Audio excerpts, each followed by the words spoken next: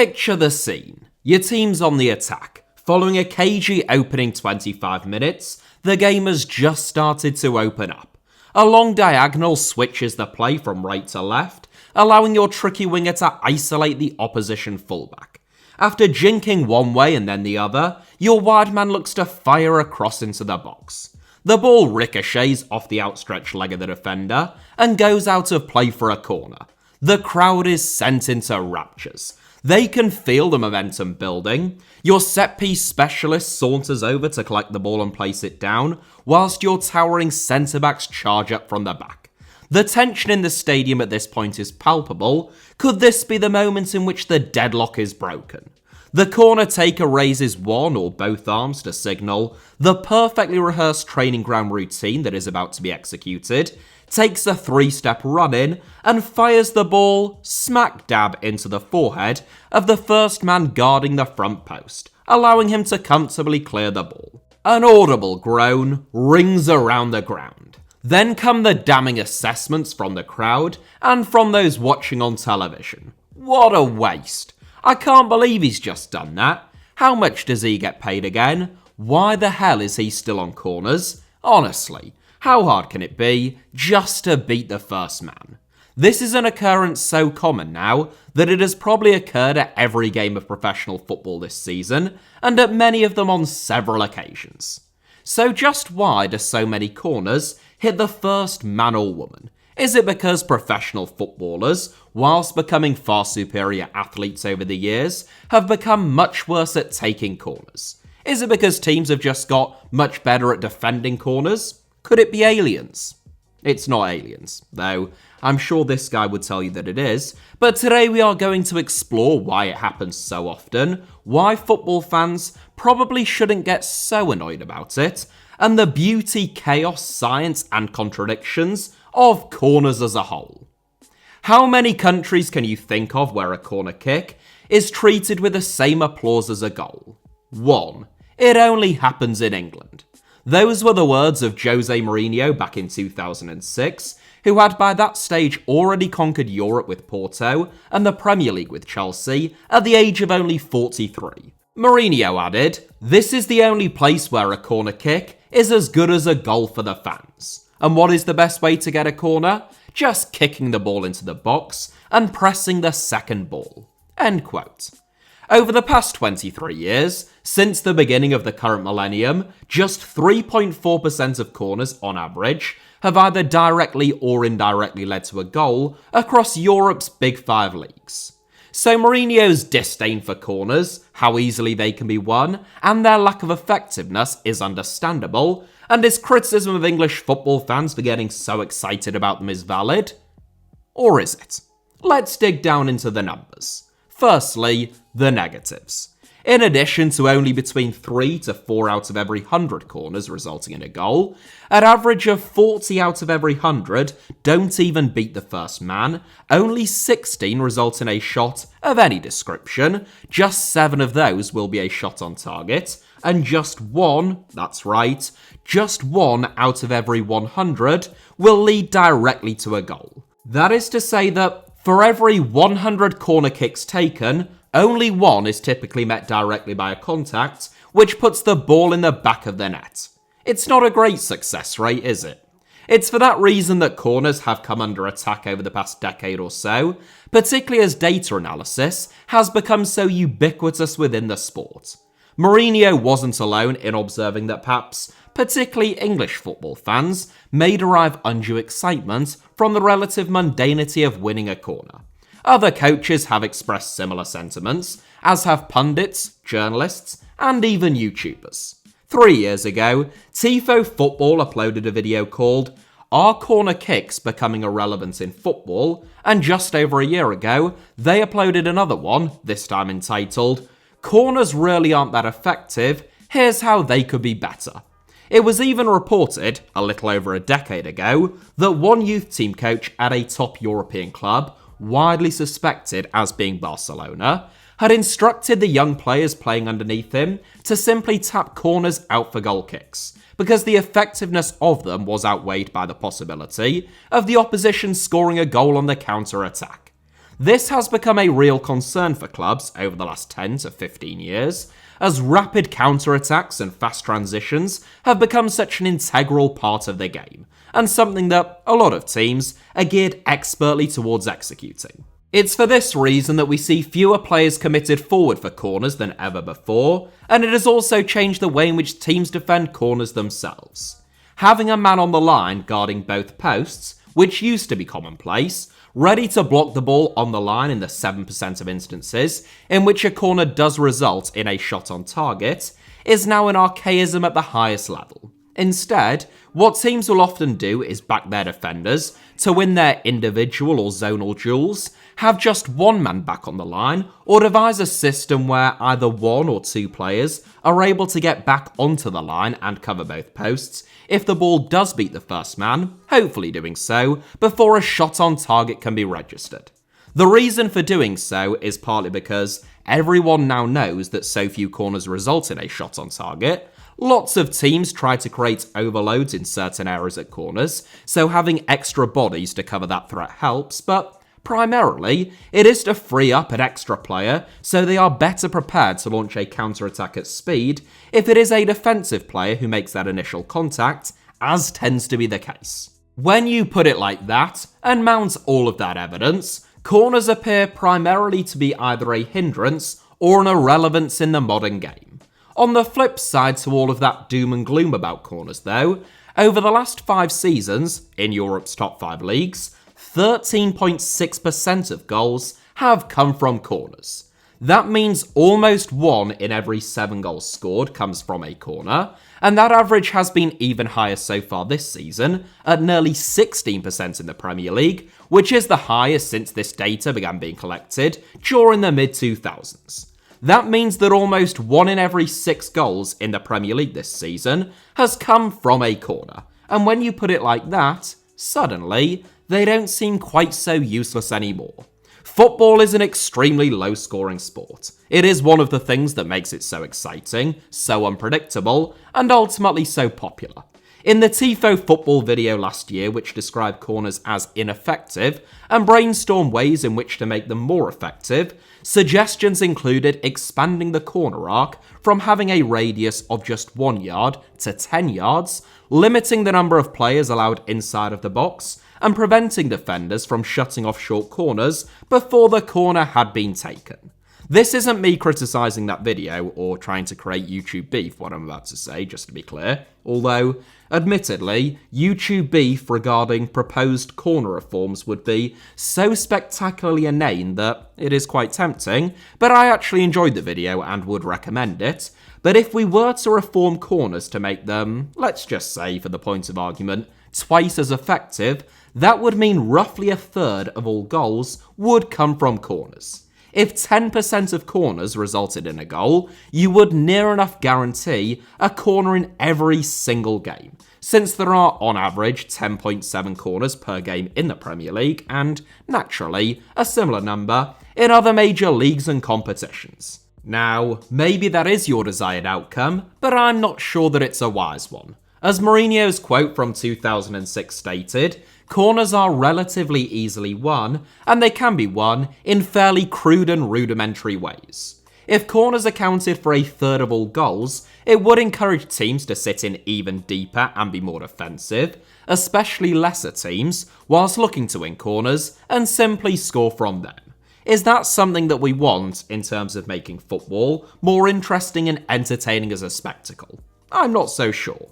What's more, corners are becoming more effective without the need for any reform. As I already said, more goals have come from corners in the Premier League this season than in any other campaign since records began, and corners have also accounted for a higher percentage of the total number of goals scored. Teams like Tottenham, Manchester City, Arsenal and Liverpool, in addition to the likes of Brentford and Fulham, are especially proficient, and it's no secret as to why that is the case. Whilst they vary in their strategies, Man City take more short corners than anyone else, Liverpool more outswingers, and Arsenal almost exclusively inswingers, they are united in having meticulous research, devoted and innovative set-piece analysts and coaches, and maintaining an element of surprise. It's important to note that corners used to be much more effective prior to the 2000s. In previous decades, as best as we know since the data gets less reliable the further you go back, between 5 and 10% of corners resulted in goals. That might not seem massive, but it's over 2 times as many as are scored now. That doesn't necessarily mean twice as many goals overall came from corners as a percentage, since there have been higher scoring generations as a whole, but it is nonetheless significant. The primary reason for that is because goalkeepers used to be afforded far less protection than they are now, which meant that it was possible to loop a corner into the box with less power or whip, and then crowd out the goalkeeper, making it difficult for them to collect the ball cleanly, creating a general sense of chaos, and inevitably, an increased probability of the ball ending up in the back of the net. It was almost rugby-like in its nature, punting the ball forward before charging the man about to catch it. That is no longer possible, and a slow, lofted or floated delivery into the box will inevitably be comfortably claimed or at least punched clear by a goalkeeper, and any vigorous attempt to prevent them from doing so or disrupt them will invariably result in them winning a free kick. Defenders have also become much better at defending corners as a whole, thanks to the advent of video analysis, increased insight, and better coaching. It's no surprise then that the best teams at scoring from corners are those who have been able to maintain some degree of uncertainty and surprise.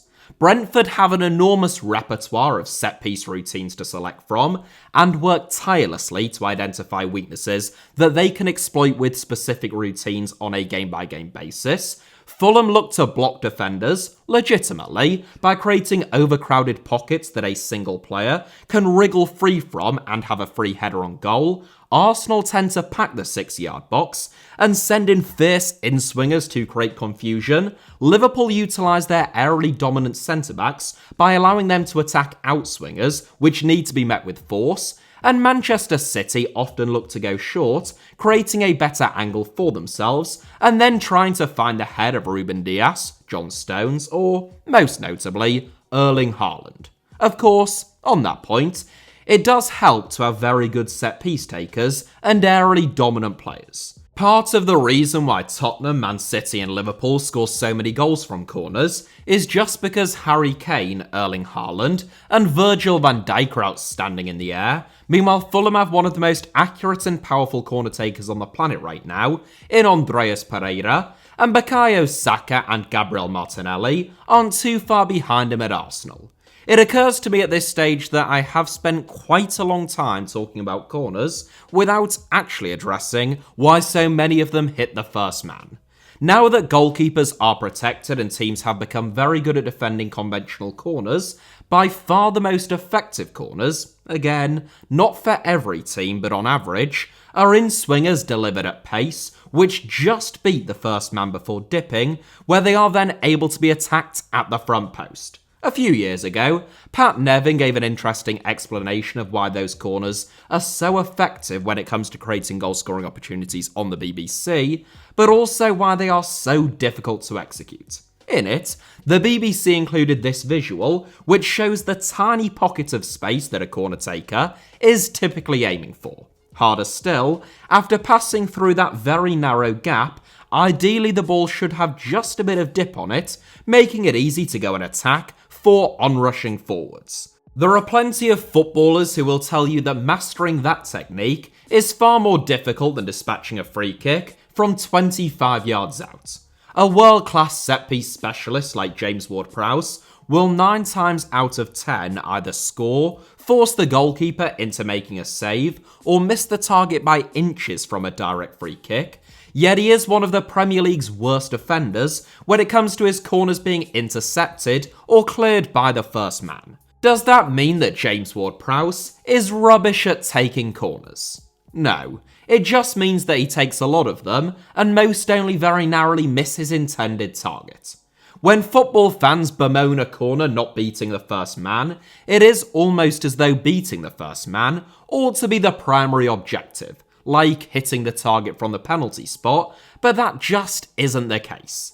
every professional footballer on the planet is capable of whipping a corner into the 6-yard box and clearing the first man comfortably better than 99.9% of people. And I don't just mean every set-piece specialist, I mean Harry Maguire, Joel Matip, the entire Southampton squad, and literally every professional outfield player out there, and indeed most goalkeepers. Doing so, in most instances, would be next to useless though, and those in football know it. So whilst you might keep fans off your back by delivering an easily cleared nothing ball into the box from a corner, you're likely to be stripped of your corner-taking responsibilities pretty swiftly by those who know better.